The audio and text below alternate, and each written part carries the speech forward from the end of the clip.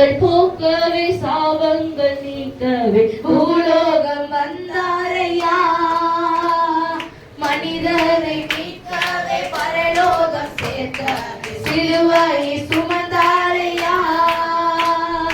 பாவங்கள் போக்கவே சாபங்கள் நீக்கவே பூலோகம் வந்தாரையா. மனிதரை மீட்கவே பரலோகம் சேர்க்கவே சிலுவையை சுமந்தாரையா. கண்ணீரை துடைத்தார்